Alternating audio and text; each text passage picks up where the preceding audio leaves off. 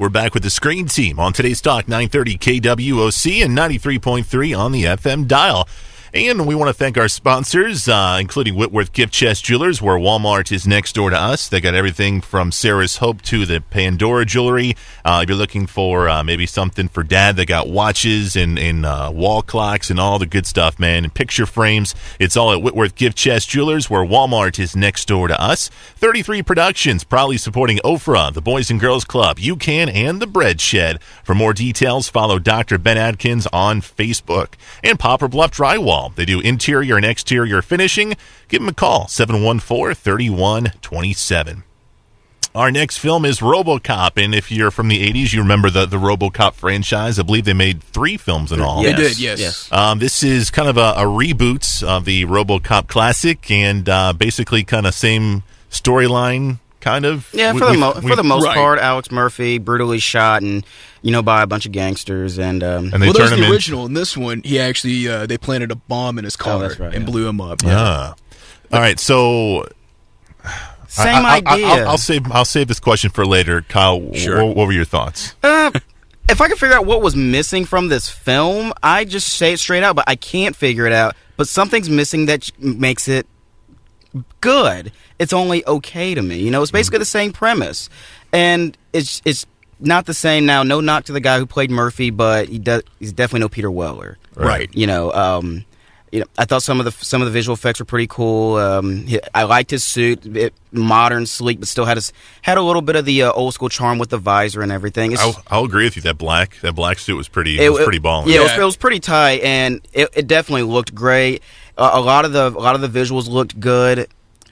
Yeah, and that's kind of it, though. The visuals look good, but there's no real heart to the story. No substance. There wasn't a lot of cohesion between the scenes. At the beginning of the movie, they're tracing back to how Alex Murphy lost his, his partner, how his partner died. And they go back in this weird flashback, but it looks like it's all being shot right then and there. You know what I mean? Like it's in real time.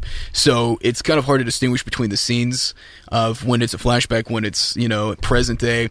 And I don't think that a lot of the shots are done very well, to be honest with you. I don't think they're very conducive for conversation. Again, it just doesn't feel like there's really a whole lot of story. They're kind of going through the motions there with it's kind of the same story, just a slight reboot.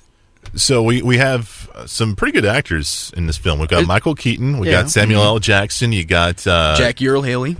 Gary. Oh yeah, I forgot about him. We also got Gary Oldman in it as well. Yeah. Great acting. How come these guys couldn't deliver? Is it the screenplay? It's kind of a minor miracle anytime a film is made, much less a good film. So you can have a lot of good components. I think for this one, it was the script is what I would blame it on. The dialogue wasn't that great. It was very average. It didn't feel like a real conversation whenever the characters were talking to one another. So, also the pacing, it felt like slow times. Other times it felt sped up to kind of counteract the other times that were slow. Right. So, it's not that it's a terrible film. It's just not a good film.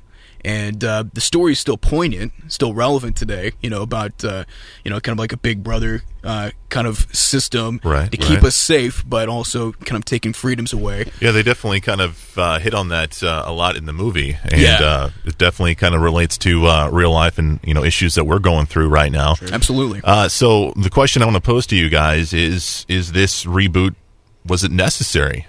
No. I think the first Robocop, as dated as it is still a good film with good social commentary that still holds up today. Absolutely. Practical effects I'll take any day of the week and twice on the Sabbath over CGI. And that's kind of what this was. It was about as heartless as a machine. It just didn't have any human ingenuity behind it. It went through all the motions as far as storytelling, added a few updated pop culture references, and that was about it. It kind of reminded me of, the new Turtles film, which we'll get to in a little bit. Kyle, we'll hold off on. Was this needed? I didn't feel that it was because, as Matt alluded to, the original Robocop, for as over the top gory as it was actually very well written, and it was relatable for what society was going through, and still, as you said, holds up today. The problem is this film. It just you just felt like you were just watching a blah film. You have all this talent, but yet you're not giving them any substance, and basically they were just reading words off of a script without any heart or emotion driven into it. I can sit through it and watch it. It's not something I could enjoy on a regular basis, though. I know they tried to put in some heart with the Robocop character and his family. He's got a son, he's got a wife, and they tried to throw that element in there, and I just don't think it worked very well. Yeah, it was kind of forced. Yeah, to be honest, it was like the obligatory. Here's like the source of his ethics, and and that sort of thing. So I was reading some stuff on IMDb, and the director wanted this film to be a rated R film. And the studio was trying to make its money, and they thought they can get more money and more audience in there by making it PG-13. Do you think this film would have been better if it was rated R? Maybe that's what it was. The director didn't get his true vision he wanted from the film, and so maybe that's why it felt half-hearted. I don't know.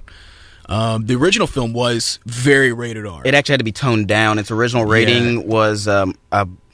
NC-17. Really? Yes, Yeah. where they had to tone down some of the violence to be released in theaters. Yeah, well, there's all kinds of drugs in the first film, all kinds of just graphic violence. It's very realistic. Especially for the time. Yeah. And probably too real at times for a movie that looks like it could be marketed to kids. Robocop. That sounds like a fun kid show. Yeah. They even had action figures of this stuff back in the day. I had a toy of Robocop. Why was that? I mean, I know later on that they kind of toned it down by Robocop 3. It was kind of a PG-13 film, and it was just a fun action film.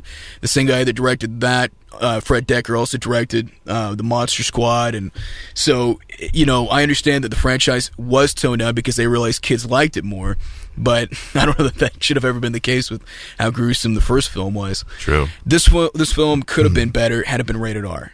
I think so, but again, just having a few more swear words and more graphic violence does not a better film make.